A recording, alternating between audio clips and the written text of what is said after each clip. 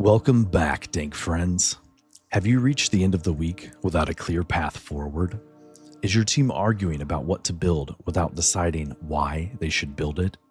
Do you feel like your team can't get on the same page so they can make progress? We might be able to help. Pull up a chair and take just a moment while we share our process for starting a new build season.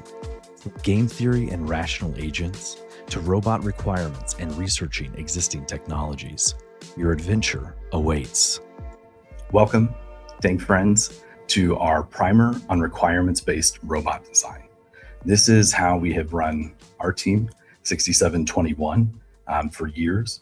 And it's a type of design, it's a framework that allows us to really tackle the game in a scientific and a systematic way, build consensus around all of the different stakeholders on the team, and then have a common, clear path forward so that we can prioritize as we're trying to do all this work in a very short period of time. So this process overview is really set up to show you what does that look like in the first couple weeks, the first week or so of your build season. So behind me, I've got written up our process. So it starts first and foremost, always with understanding the rules of the new game.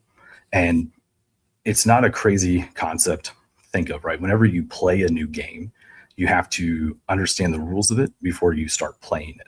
So if you think of your favorite video game, no matter what it is, there are rules to it, and you have to understand the rules of that game. Second, we come into our good friend game theory. So we will have multiple videos posted about game theory. We'll link them below. And you can see this process worked out on a couple of games. We do infinite recharge before the season's kickoff. And then after the kickoff, we do it for this game, Rebuild.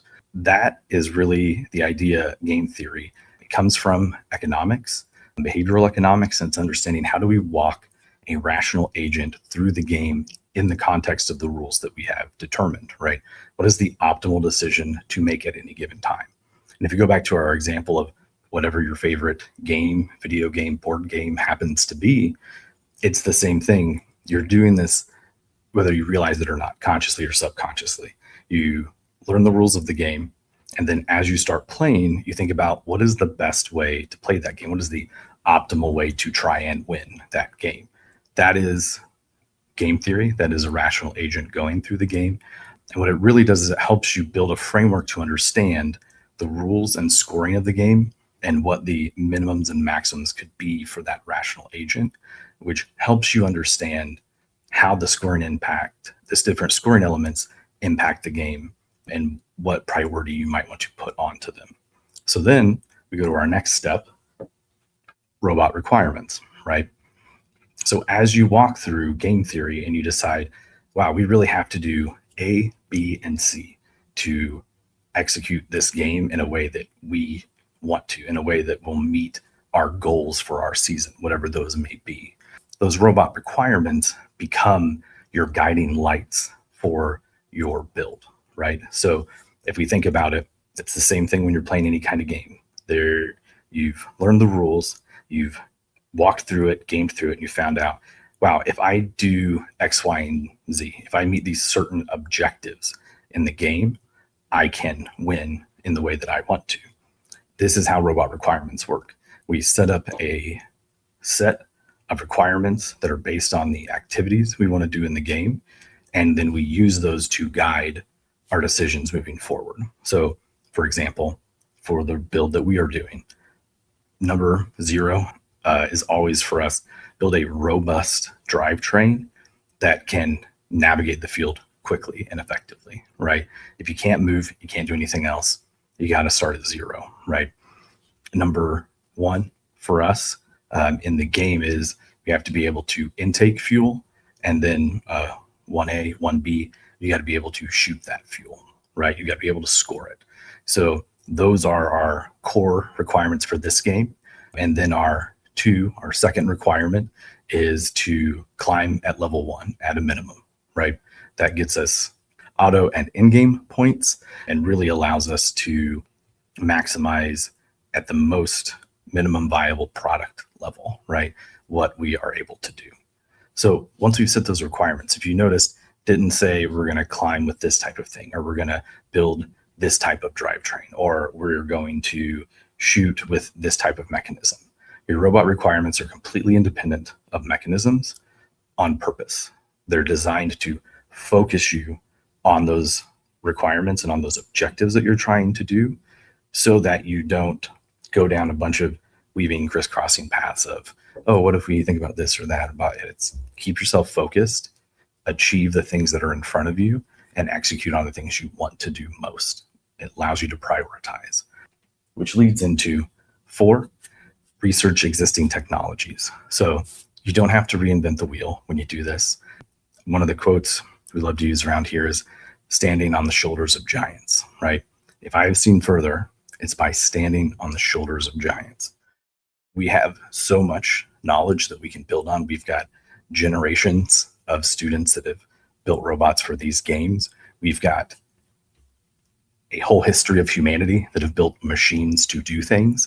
Look at manufacturing, look at all the different industries around you and how they build all different types of mechanisms, and then draw inspiration from that. You want to find inspiration all around you, just like an artist, right? No artist closes their eyes, think of something that no one else has ever thought of, and create the completely unknown, right? You build on the things that you have seen. You build on the work of the masters before you. You stand on the shoulders of giants. And then finally, once we've picked our robot requirements, we research existing technologies, ways other teams have done this, things in industry that we've seen that we're interested in. Then we begin to prototype, right? Because we know what we're prototyping, a mechanism to do this thing, and we have examples of mechanisms that have worked before, so we can iterate on those. We don't have to start at zero. We don't have to reinvent the wheel, which is an overused cliche. So what I'll come back and use is, there's a great quote by Carl Sagan that says, if you want to make an apple pie from scratch, you must first create the universe. And what he means by that is, if you keep trying to go all the way back to the beginning and start at zero, you really have to start at the beginning of the universe, right? Because everything has a very long tail of all the things that influence and help make it possible today. And you can save yourself all that trouble, right? When you start to program, you don't have to go back to the invention of written language, the first Byzantine accounting papers in cuneiform. You don't have to go back to the invention of programming or the first computers. You don't have to go back to the invention of the abacus, right? You program on all of this human knowledge, on this huge foundation that was built before you, so that you can type in your code, you can make your stuff work. WPI Live is a great example of this. Tons of work from people that have come before you allow you to do this so much more quickly and efficiently and at a higher level. It's the same thing with your mechanical devices, with your electrical systems. Build on the work that has come before you. It allows you to go so much further, so much faster. So, in summary, 5 steps to start your journey. Requirements-based robot design is your guiding framework. We want to really understand the rules. We want to next apply game theory to the rules by walking a rational agent through the game. Then we want to, by understanding what we want to do through the rational agent's movement through the game, we set our robot requirements, which are independent of our mechanisms.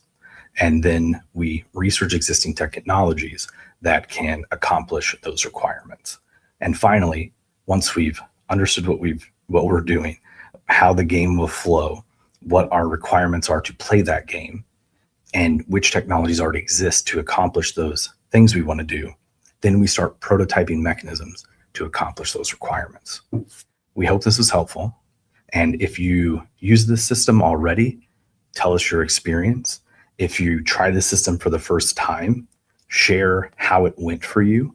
And if you're just seeing this for the first time, you're thinking that's interesting, ask your questions, because we're here to help. Our whole job as mentors, our whole job with even attempting a robot in 3 days, is to give you the tools, to teach you new things, and to help you on your journey to elevate what you're doing. So thank you so much. And as always, stay dank, friends. Be sure to follow us at DankBots everywhere you consume high quality robot content. And as always, stay dank, friends.